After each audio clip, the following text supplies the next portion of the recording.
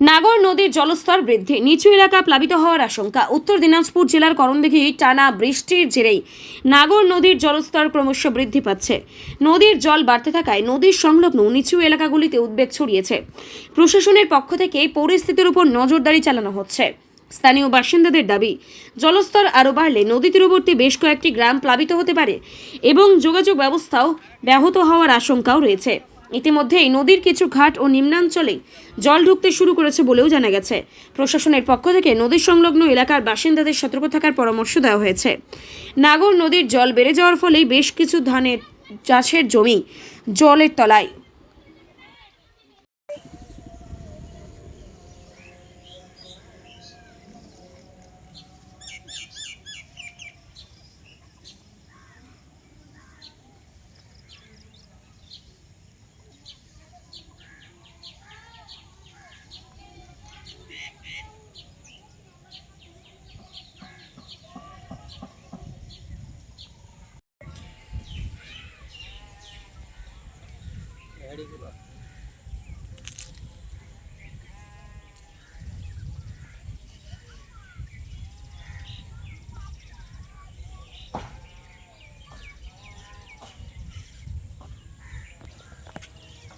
তাহলে হবে যায়নি মানে আবহাওয়া দেখ